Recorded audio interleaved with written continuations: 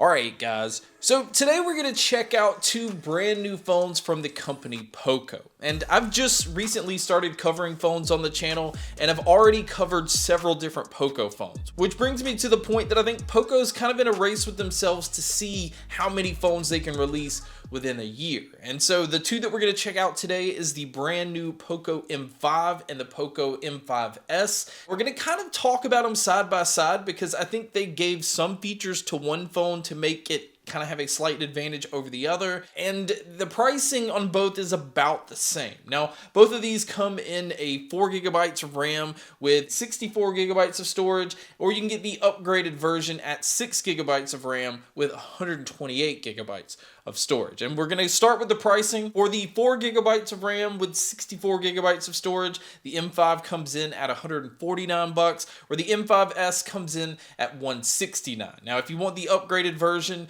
which are both the ones that I have here, the M5 comes in at $189, where the M5S comes in at $209. So there's about a $20 difference to upgrade up to the M5S, and I think for the most part the M5S is the more premium version out of the two, but I still feel like the M5 has some significant advantages over the M5S where you might want to pick it up over the more expensive model. Now, to start with, the screen size on both, the M5 has a 6.58 inch screen that's 2408 by 1080. It is a 90 hertz display and it has Gorilla Glass, where the M5S is a 6.4 inch display that's 2400 by 1080, but it is an AMOLED display and it also has Gorilla Glass. So the difference here is you have a slightly larger screen in the M5. You have the 90 hertz display, which just means you're going to have a smoother refresh rate. Everything is just going to seem a lot more fluid, where on the M5S you're getting an AMOLED display, so the colors look better. The blacks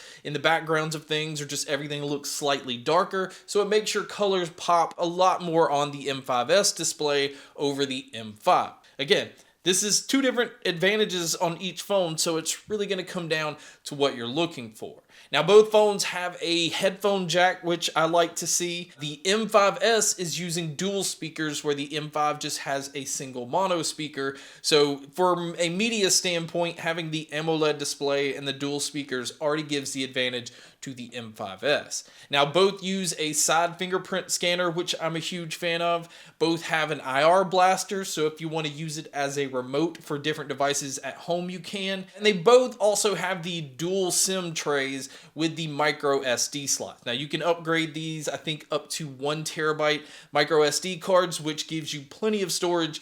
So already they're kind of neck and neck, but again, you can see the advantages of one over the other. Now, from a design standpoint, they couldn't be any different. Now, I like the design of the M5 where it has this leather-like texture on the back. It just makes you feel like you have a better grip on your phone. It is all plastic. There's nothing that they're trying to make feel premium here. Where the M5S, although it does have a plastic back, it's using what I'm assuming is a stainless steel side, and it just feels more premium. It has a better weight to it.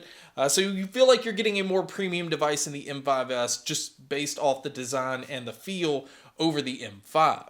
Now, as far as the processor that these are using, the M5S is actually using the lesser processor. It's using a MediaTek Helio G95 octa-core processor, where the M5 is using a new upgraded MediaTek Helio G99 octa-core processor. Now, I'm going to go ahead and say this, using these side by side, there's not much of a difference between one over the other. If you're going to be using, a bunch of different things at once, I think they both handled everything pretty fluidly. I didn't notice any hiccups with the phones, so I don't think you're going to have a problem with either one of these processors. Now, one thing I did find interesting is the M5S has Bluetooth 5.0, where the M5 is using Bluetooth 5.3. So earlier when I said from a media standpoint, you would probably go with the M5S. Well, the M5 having Bluetooth 5.3, especially if you're somebody that's using Bluetooth earbuds and headphones and things like that, you're getting some advantages as far as connection goes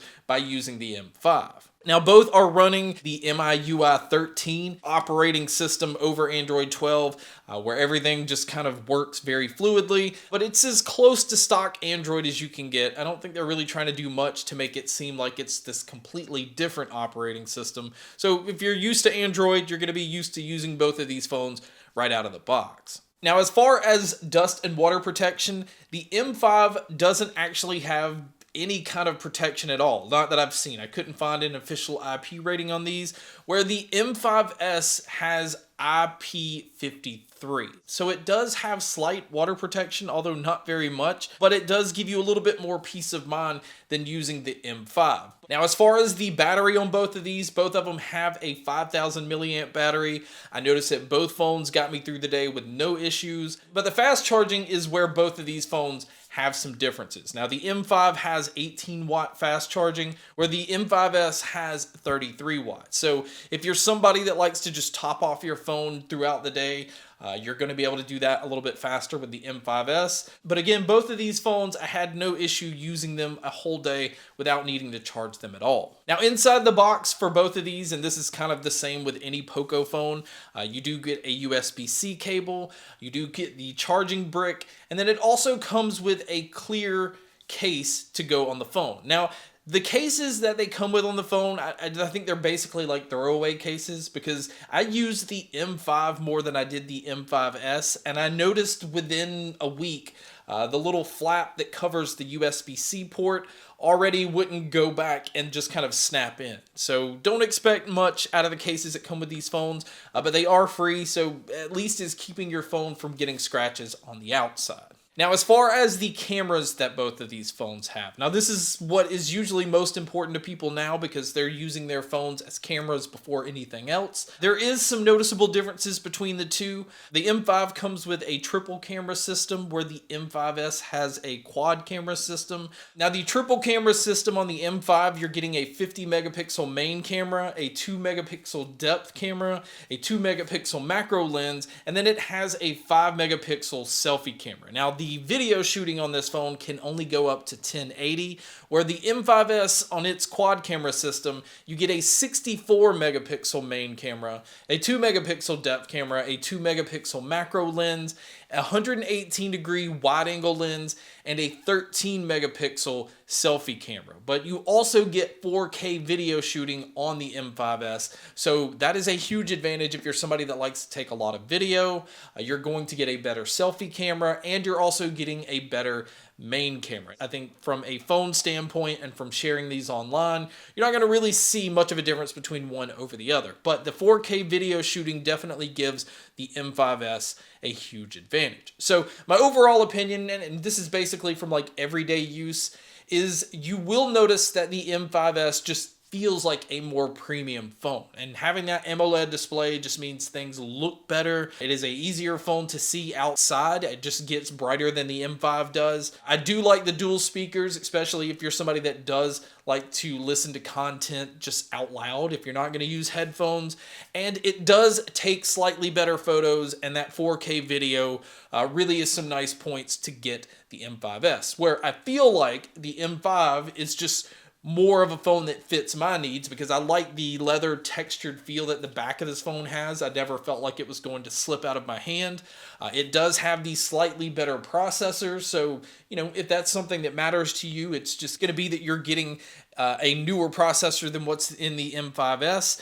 And I'm a huge fan of having the slightly bigger display, but also having that 90 hertz refresh rate is just something I've kind of grown used to. But in all honesty, I wish that they took the best of both of these phones and just combined them into one. That way, even if they wanted to charge $250 to maybe even $300, having a 90 hertz AMOLED display and having a newer processor and the larger screen and having this leather type back but maybe with stainless steel sides, I think could kind of be a Frankenstein phone that I would easily recommend. But As they are, I think both of these are incredible budget phones. This is going to be phones that you would compare to, some of the budget phones that Samsung has out right now, and Motorola and Nokia and companies like that. And I feel like you're getting more for your money with the Poco phones. Now, if you are interested in checking these out, I will have links in the description. But guys, that wraps up my video on the Poco M5 and the M5S. Thank you so much for checking out this video. Thank you so much for checking out all the other videos. And as always, make sure to stay tuned for more.